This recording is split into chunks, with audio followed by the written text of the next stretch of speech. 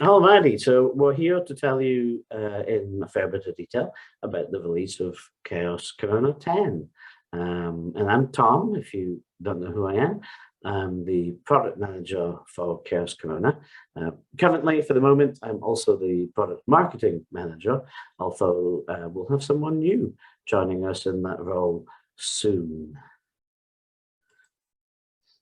So our release for Corona 10 was focused on workflow and creativity, basically letting you work faster and also letting you achieve more things, more effects, more control, all with Corona's customary ease of use. And let's go ahead and dive into some of those features. Now, you've probably all seen the release video on the YouTube channel, so I won't play that again. What we're going to do is take a deeper look at the features mentioned in there and some that just don't fit in a release video.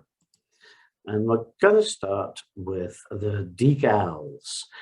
We made some improvements, and let's go through what those mean. So this is a Corona 9 result. I've got a decal that's applying a crack in the wall, but there are certain limitations in 9 that makes this not really the result I wanted. For one thing, the displacement in the decal ignores the existing displacement of the bricks. For another, it also includes the color and glossiness and all the other channels from the decal override the base material of the bricks, and then the end result it's too overpowering. It's not really what I'd like. But what we've done with 10 is enabled you to turn on and off channels individually and blend displacement and bump with the base. So let's begin with a very simple step. All I've done here is enabled add to base for displacement. And you can see it in blue in the interface because it's active. Instantly, things look better. The crack in the wall is less extreme. And this is because the displacement is now blending with the existing displacement of the bricks. I have to admit the displacement of the bricks is kind of overdone just to make sure you can see it clearly. And that's the only change, but already it looks better. However, we can go further. We could turn off all the channels, and you'll notice the checkboxes have gone, except displacement. So whereas previously we were overwriting the color of the bricks with a dark black, now that's no longer happening. And again, we get a much more subtle effect, and you can begin to see how we have much more control over how our decal looks when we do this. And of course, we can reverse that. Here I've turned off the displacement, and the only thing that's active really is the color. This would be great for adding stain to stains and weathering to any sort of walls or objects. So with this kind of control, you can decide exactly what your decal is going to do, and that opens up a world of new possibilities. Here it is in C4D. That was the Max interface, and you can see Cinema 4D has the same controls, just laid out in a more Cinema 4D way. So let's take a look at more examples, just to hopefully inspire you to start thinking about what you can do. Here's the result. You could have done this in Corona 9. The footprint is actually overriding the displacement of the soil. So you'll see that outside the footprint, the soil has all these different pebbles and stones. It's very rough. But inside, we only have the displacement from the footprint. So this could be a very wet kind of soil where the footprint has squashed down all the detail. But we could blend the displacements, in which case we get a very different result. Here you can see that as well as the depression from the footprint, we also have kept all the little pebbles and rocks and wrinkles and other details of the ground inside the footprint.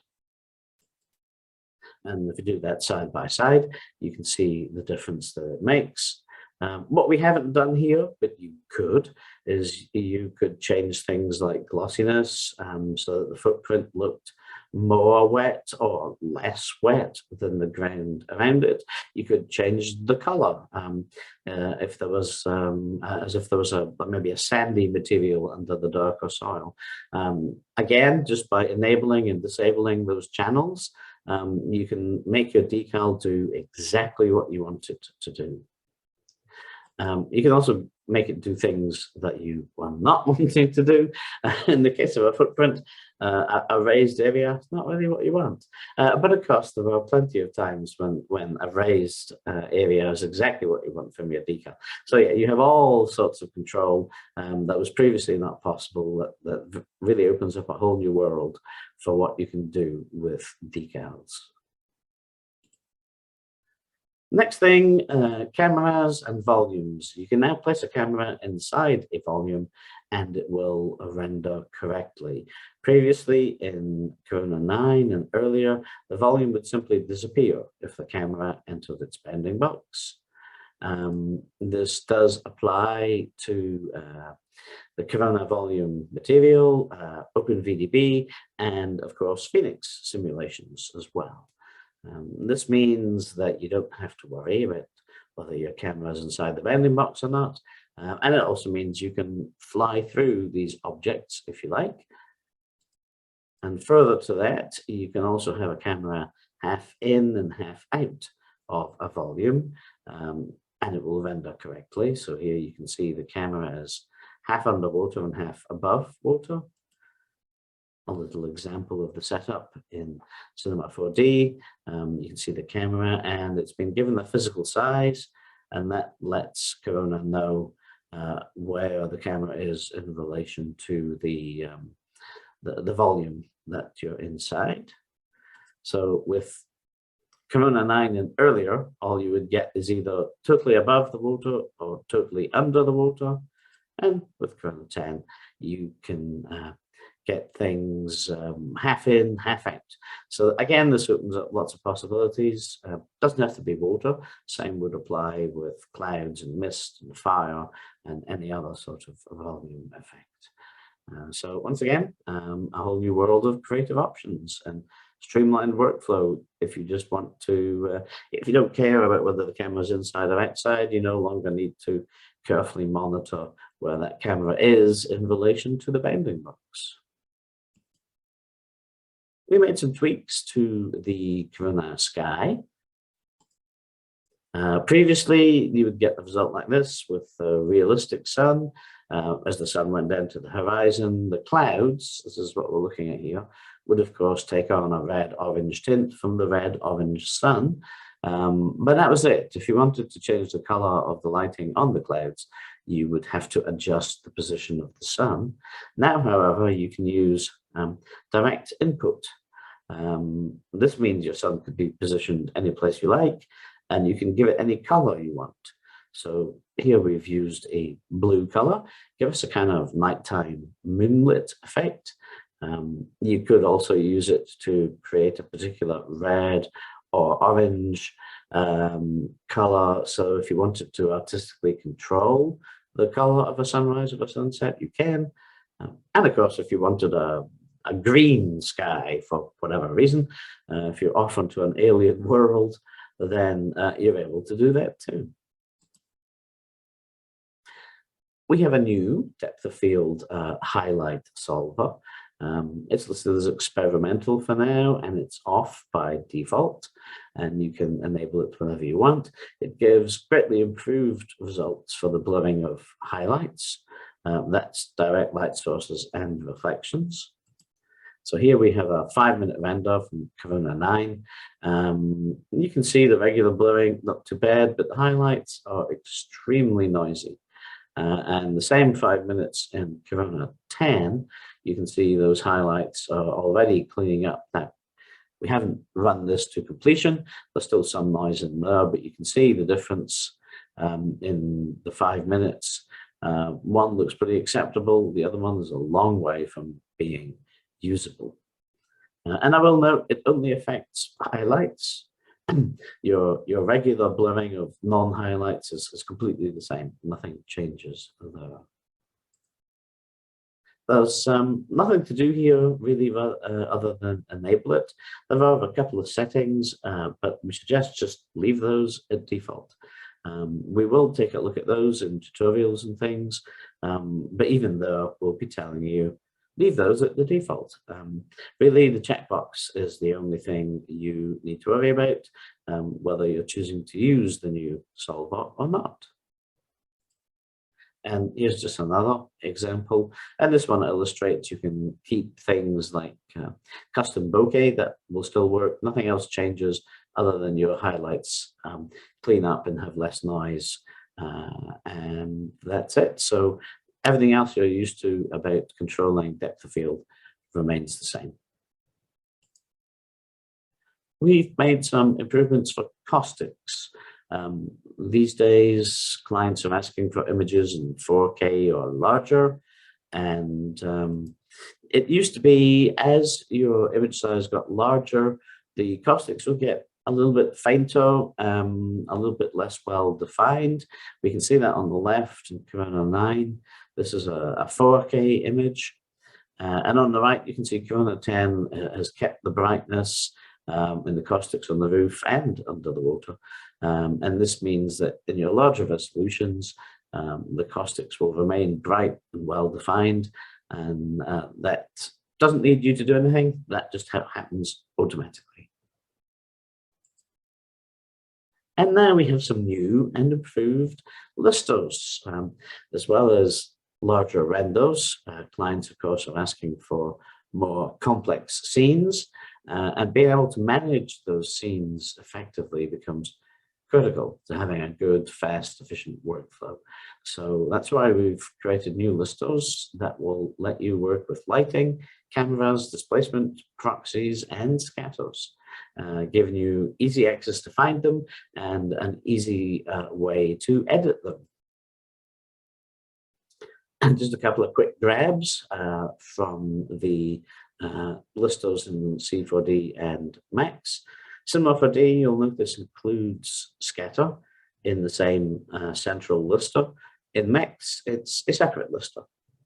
You'll also notice that Cinema 4D will list Corona skies as well under the lights. So you'll get regular lights, light materials, Corona sun, Corona skies, and Max is the same, but it does not list Corona skies at present. A nice one is displacement. If you've ever wanted to deactivate all the displacement in your scene, just for test purposes, to get a faster render, just to test lighting, for example, it's now very easy to just disable all the displacement in one place, and then you can re-enable it. And of course, also, it lets you identify what materials have displacement and adjust them as well. But that's just another use I thought I'd throw in for the displacement setting. It can be very handy when you're doing just quick test renders. Yep, and you have access to all the most common parameters so that you can adjust those without having to go scrolling through the native scene explorers. Now this one is 3ds Max only, and we have multiple input and output maps. So if you have a material, you often have a diffuse, roughness, maybe a metalness, various maps that all have to be kept in sync. So if you wanted to pass them through a mapping randomizer or a triplanar, on the left, you'd have to have an individual mapping randomizer for each map. And then if you wanted to adjust any of those values, and you'd have to keep them all the same so that the maps still line up as expected, you'd have to adjust things in 3, 4, 5 different places. You could avoid this, at least in Max, by using controllers. Then you only have one place to adjust a parameter, and it will affect all the mapping randomizers or triplanars. But as you can see, it gets very untidy very quickly. So what we've done now is enabled the mapping randomizer, which by the way, is the new name for the UVW randomizer. The Corona triplanar and the Corona color correct. You can tell them how many inputs to expect, and then you can plug all those maps into just one node. And that means if you wanted to adjust the tiling in your triplanar, you've only got to adjust it in one place, and the whole material editor remains very readable and easy to work with. And to be fair, since we did a 3ds Max only, let's do a Cinema 4D only. If you're a Cinema 4D user of Corona, you can now scatter onto scatters. So here we have some drinks cans, and we have scattered them throughout the scene. And then onto that, we have scattered water droplets. So now each scattered can gets its own scattered water droplets. It's very simple to set up. Here's another example. We've scattered some sweets and then scattered some sugar on top of the sweets. And yeah, all you need to do is on your second scatter, in this case our water droplets, distribute on, and you just point to the other Corona scatter. Now, we will ask you to think ahead before you do this, because obviously this is going to multiply. If you scatter 100,000 leaves onto 100,000 trees, then that's 100,000 times 100,000, and that is going to be a lot of geometry. So always be cautious and start with small values on your second scatter. Always consider whether this is something that your system will be able to handle, and just to make sure you don't end up trying to do 100 million objects in your scene, which would probably just cause everything to lock up. And also be careful which order you scatter things. You want to scatter water droplets onto cans and not cans onto water droplets, though you can do that if you like, of course. So let's have a look at some of the other smaller improvements that we've introduced. We have improved anisotropy. I'll just run this short video. In Corona 9, you can see, because of this, what we call a surface discontinuity, we have this rapid change in the surface where the second part of the dial comes up. Corona 9's anisotropy did not look the way you would expect, whereas in Corona 10, it works perfectly well. We've improved chaos scans. You will now be able to see a preview of the chaos scan in the viewport. You can add a custom bump and displacement. You're not just stuck with any bump and displacement that comes with the scan. You can add additional bump and displacement to that. And we've added support for triplanar mapping. We've also added auto light mix by layers. So if you are familiar with it, you can just click on generate light mix, and you could have done that by individual lights, instances, and now there's a new option to do that by layers. And it gives you another alternative when you're setting up light mix, depending on how you like to construct and structure your scenes. We have faster material editor rendering in 3ds Max. It can be up to 22 times faster. And for C4D, we've added support for deformation motion blur. This is any deformation that keeps a constant count of polygons or points, and should prove very useful. And there's more, as well as Corona 10 itself. We have released a new Corona benchmark. It's based on the Corona 10 rendering core. This makes it much more suitable for testing today's newer, faster machines. The old benchmark was based on 1.3, which is about 6 or 7 years old now. And obviously what was happening is the newer machines were all coming in, 8 seconds, 9 seconds, and so fast and close together, you couldn't really make a sensible judgment between those different processors and the different results. Also to help with that was shifted the measuring from time to rays per second. This gives more accurate and predictable results and makes it easier to compare different processors. You get more accurate hardware information that will go along with the measurement of performance. And the results are just displayed in a better way. And also it's a stress test mode done from the command line. So here's a look at the benchmark on the machine I'm on today. This is just a screen grab from when I last ran it. And you can see your score and your hardware information. And then there's a button. You can choose to submit the score to our database if you want. You can also share the score via social media. You can save the results. This would be handy if you wanted to run the benchmark and then change something about your system. Maybe you're adding new RAM, putting in a new processor. Then once you'd saved the result, you could run it again after you've made those hardware or indeed software changes. Maybe you just want to see if the latest release of Windows has had any impact. And then you could just rerun the benchmark and see if anything's changed, and you've got your saved result to compare it to. And the seed target image just lets you see a nice, fully cleaned up version of the image because it only runs for a minute, and you're not likely on most machines to get a completely clean image in that time. Now, if you do submit your score, you can choose to make it public. You don't have to. This was done a few days ago before the release, and so it only has a few results on it, mostly from in the office. It's now grown to quite a few pages. Let's have a look. Yeah, we now have 16 pages of results as people are starting to make use of it.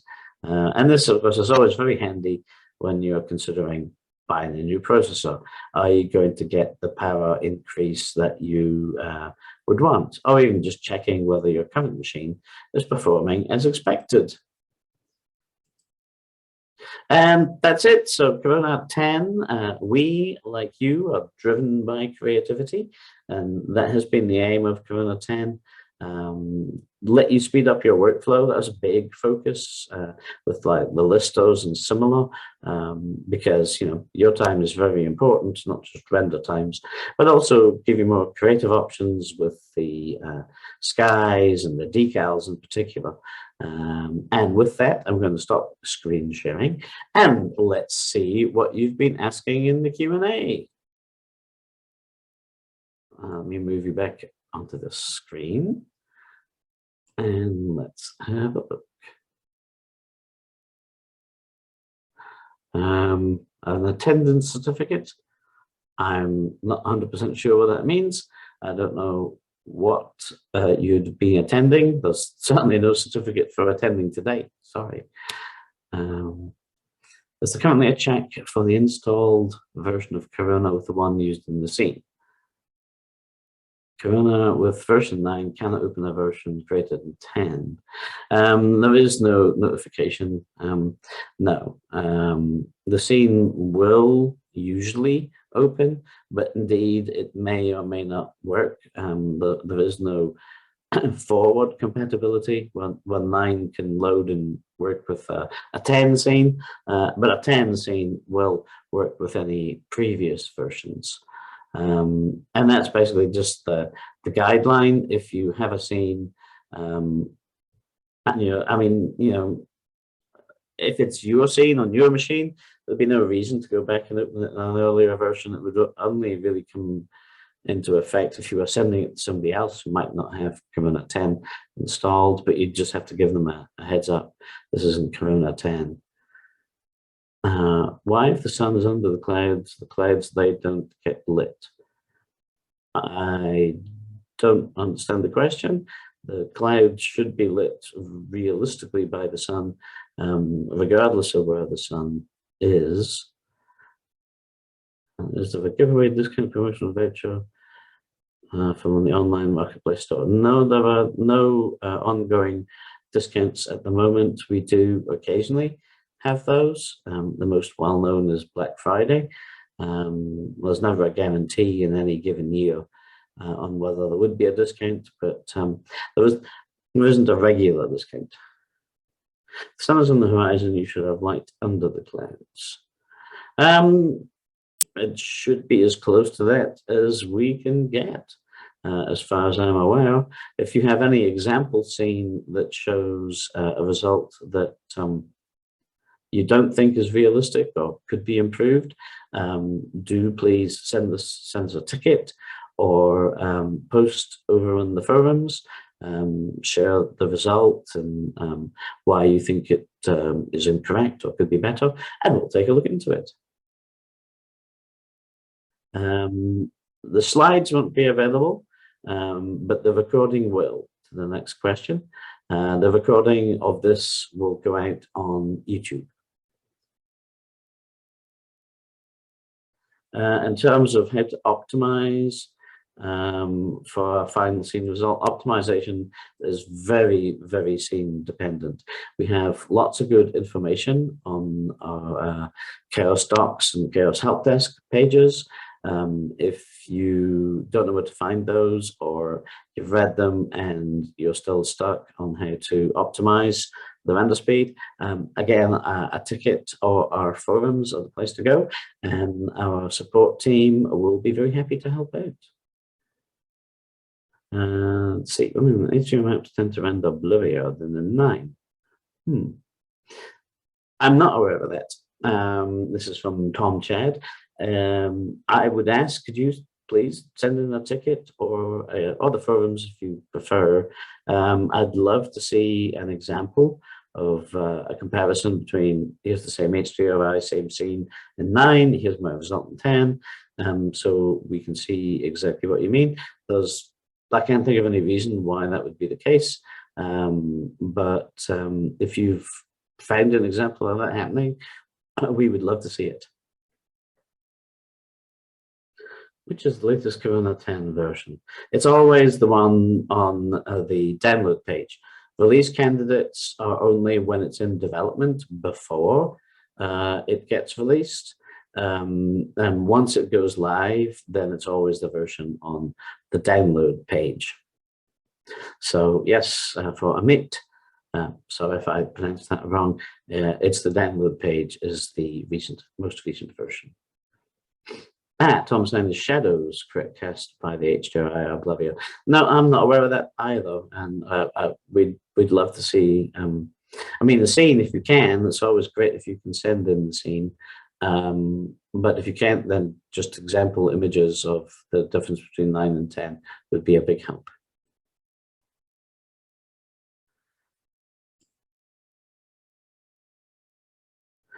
Is the Corona UVW randomizer renamed as Corona Mapping Randomizer? Yes, it is, because now it does more than just UVW randomization. So we felt it was best to change the name to avoid confusion. There should be an option for stress testing in the command line. I will check that out. I won't be able to get you an answer just now, but we'll share the info on the forums, or you can ask the question again on the forums and we'll get you the info on how to do it. Slate material editor.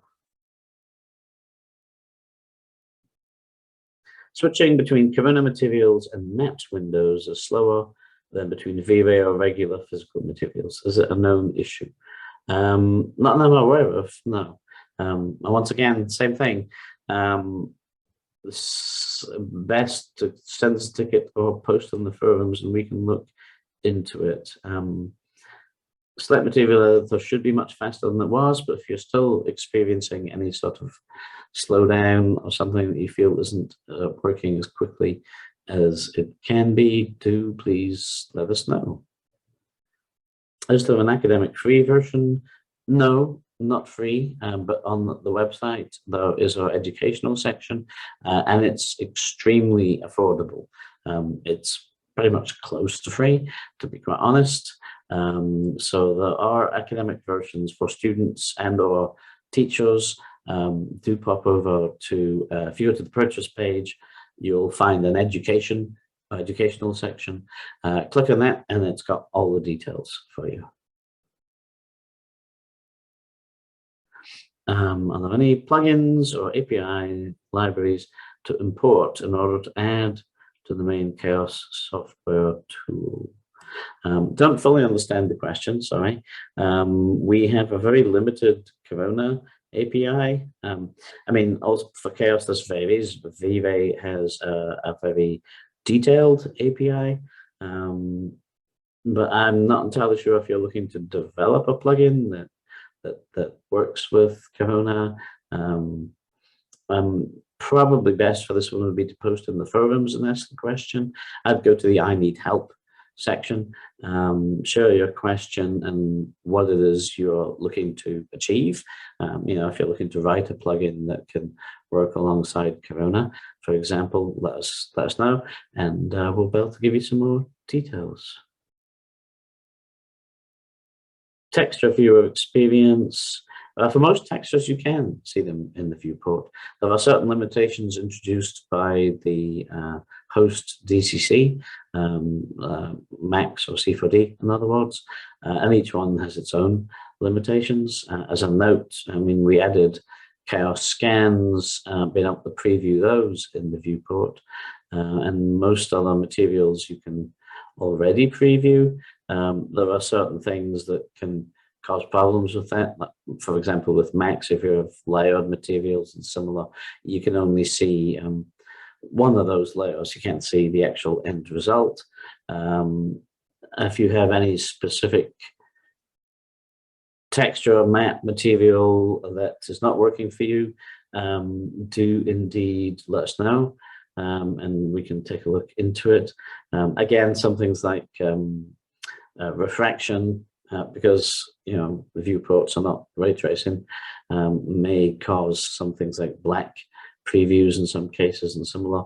But yes, if you pop on over to the forums and let us know which map or material you're trying to preview, we can give you some more information. How to become a certified Chaos user. That is outside of my Corona knowledge. We don't do any Corona specific certification. There are classes for Chaos. The information is on the Chaos website. That much I do know.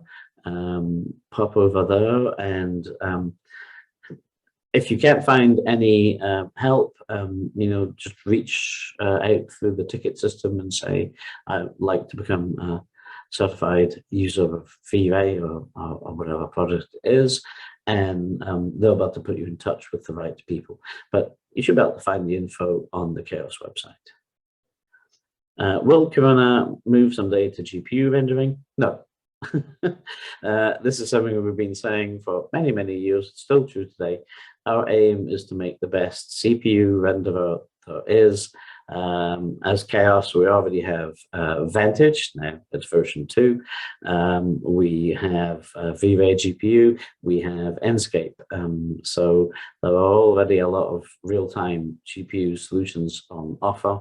There are certain limitations with GPU, which means you wouldn't get what people really want, which is everything's identical to Corona. It just runs on GPU and they're so magically faster, but you wouldn't get the same Corona result because the code has to be rebuilt from scratch, and there are certain things that CPUs do better than GPUs, so there'd be trade-offs. But also, as I say, there already exists good options in Vantage, Vive GPU, and Enscape if you are looking for some GPU-based rendering. Future plans, general direction, any plans of integrating with Vantage? There's nothing at the moment in terms of Vantage. It's you know, nothing is ever off the table when it comes to making Chaos products work well with each other. We're always looking for new ways to have our products interact and make it a seamless experience. But it's not directly on the plans for, say, Corona 11, but we'll see where that goes.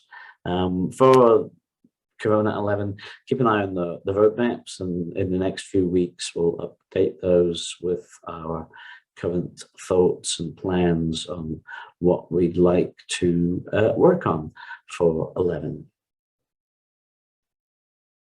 We're going to update the assets in the Cosmos browser for C4D to match the choice of materials seen on the Corona website. I'm unsure what that means. The Cosmos browser and C4D should match what's in 3ds Max. It won't necessarily match what's in Cosmos if you are running V-Ray, because sometimes V-Ray materials come first. And in terms of making it match the Corona material library, if you've read the release blog, we have done some preliminary work setting things up so that we can move the Corona material library into Cosmos. And this will mean there's only one place to go to look for materials. You won't have two separate locations. It means you won't have to download 640 gigabytes, megabyte. It's quite a lot. There's quite a big download involved in getting the entire Corona material library installed. But now you won't have to do that all at once. In Cosmos, of course, you only install what you want to use. And so it'll be a big benefit when we get that done. It's one of the things we're probably hoping to do for 11. And as I say, we did already start working it during the development cycle for 10. So the groundwork is there and we plan on continuing with that. If that's what you mean about the choice of materials seen on the Corona website, then yes, the plan is to move all those into Cosmos and remove the need to have a sort of separate Corona material library. Is the beta launch version stable? We never have betas. We only have daily builds and release candidates. And you don't need to worry about that now because Corona 10 is officially out. So the official release is what to go for. Tom doesn't notice any improvements in material editor speed. Again, send us a ticket or post on the forums. For things like material editor speed, what's often handy is a screen capture, if you can video capture, so you can take a look and go, ooh, that's nothing like what we are seeing. This is, there's obviously something unique happening here, and then we can look into it. So that can be quite handy I know it takes time, but we do appreciate it if you can get that sort of info into us, because it helps us see what kind of problem you're experiencing. Is there going to be a chance to render thinking particles geometry? No plans at the moment. We'll see. We do get user requests, so we'll consider it and we'll see where things go. Do I have any new information about the new Corona Academy? I do not, other than it should be coming soon. We've been working on it for quite some time. It should go live soon. It will be free to everyone with a Corona license. And when it goes live, it will only be the initial set of videos, because we expect it'll probably take us a year to do all the videos we plan. And we don't want to leave you all waiting a year and then launch it. So our plan is to launch it with, I think we have, say, the first 10 videos. It's 20 really, because there's one set for Max and one set for C4D.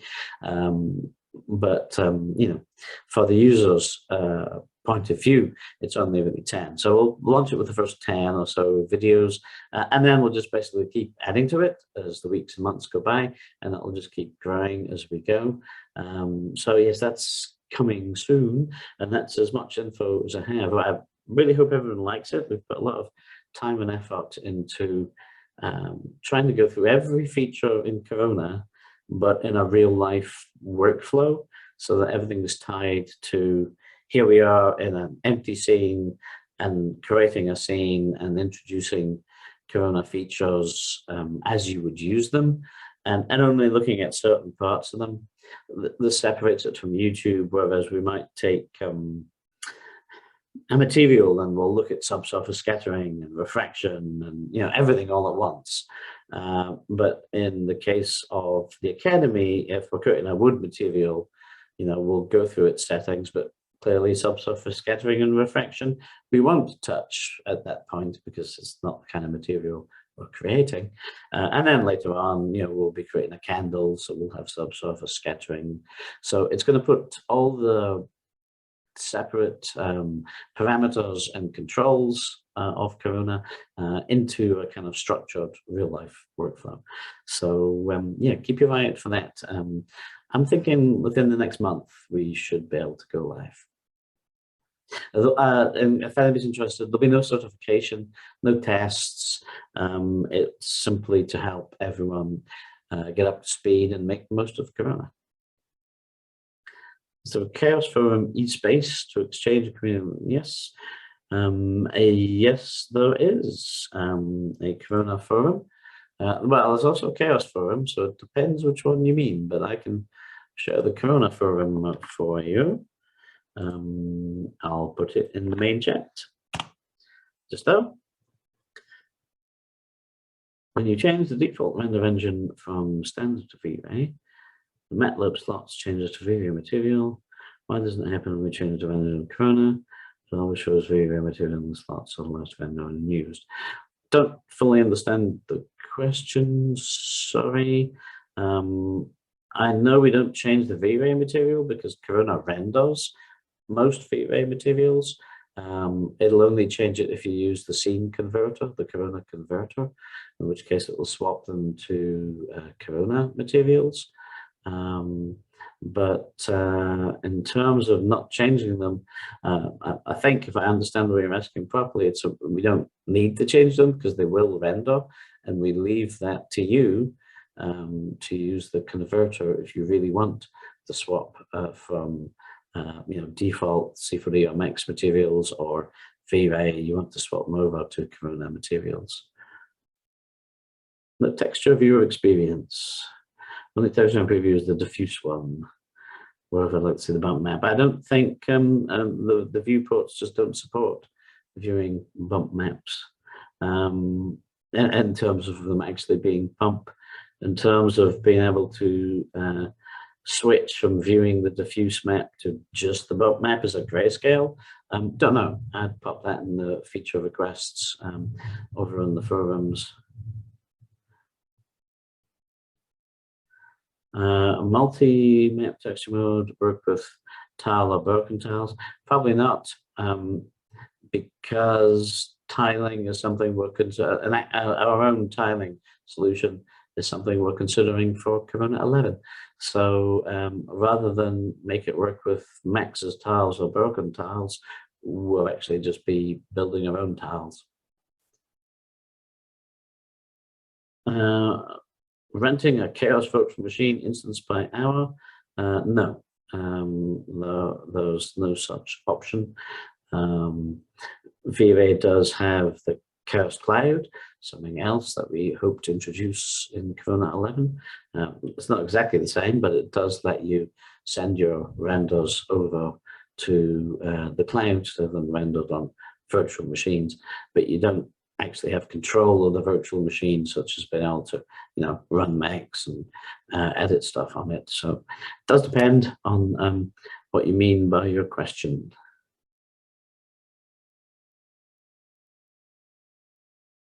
There's been no changes to scan materials acting strangely in terms of scaling. It all depends on whether they've been set up with real world scale or not, and whether you enable the checkbox in the scan and on the object. And sometimes the tiling will just need to be adjusted. UV mapping is, you can never guarantee how that's going to be done on any given object, and it could be that you need to adjust those settings. So no improvements for that in Corona, other than we do now enable the triplanar mode if you want it. Chaos Vantage support Corona 10 material, not at the moment. Very easy to use, very easy to use in Vantage. Yes, and as I say, lots of folks have been asking about Vantage, so we'll keep that under consideration, just as we consider the whole suite of Chaos products and how they should work together. It's always an ongoing discussion, so we'll see what comes of that. And that's all I have in the Q&A. Let me just have a quick look at the chat. Sorry, I've been focused on the Q&A. So let's see, somebody's late. Anybody who's late, it will be on YouTube. So keep an eye out for that. You're welcome for the answers. Congrats for your PRS collection. I do love PRS.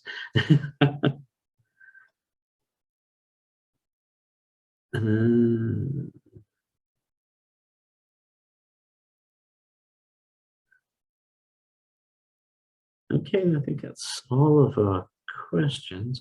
Well, the bitmap shared our work with the asset browser from C4D in the future. That would be one to pop over on the forums. It should work already. I think there are only issues due to texture paths. So there are things that could be improved, but best for that one would be to check out the forums. I think there's some ongoing discussions about the native C4D asset browser and storing and reloading of textures. No problem for waking up early. You are welcome. Sorry for, as I say, sorry for the spooky lighting. It's not meant to be scary. There's not quite any daylight outside yet. And as I say, normally it would be better because my normal light would be working. Thanks, Amit. Yes, posting on questions or screenshots on the forums. Perfect. It's always great if we can see what you're experiencing. It helps us answer your question more specifically. Yeah, the forum link is just above your question about sharing it. Your name has been truncated. I can only see Moha, but we have the forum link posted just above there from Nate's. Thank you, Nate's.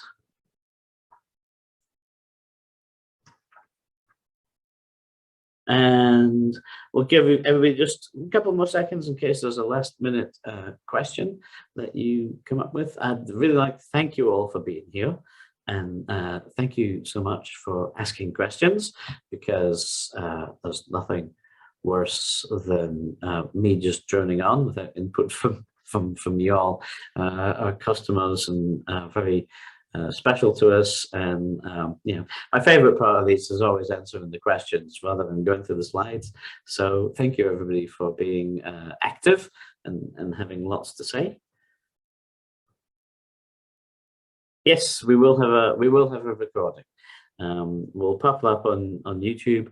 I don't know when. It may not be till next week, but we'll get it up on YouTube for anybody that wants to watch it again, or who couldn't attend, or who arrived late.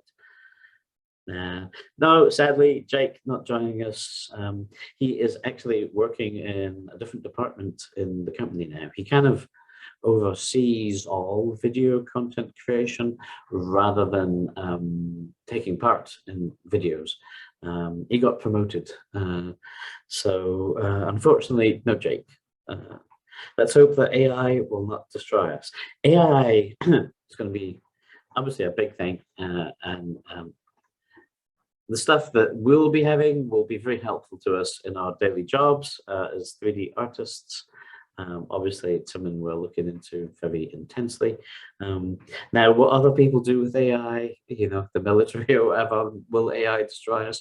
I don't know. But meantime, we'll get a lot of benefit from AI as artists. Okay, yes, it'll be next week. And it's kind of late in the week to get this ready today, and we don't want to rush it. So look out for it Monday, Tuesday, Wednesday, first half of next week, basically. Yeah, I think Jake, it was well deserved. He has such a wealth of knowledge about video creation and production and promotion that it was good to put him into a position where he could handle that. Does mean we lose out in terms of seeing him in the videos quite so often, but we then get the benefit of improved quality across the board. So everybody wins though. Okay, well, I think that's all our questions. So once again, thanks for being here. We're always reachable. Forums, tickets, email. If you think of a question later on, you know, we're here to help out. We love hearing your suggestions for what you want to see in future versions of Corona. So keep in touch.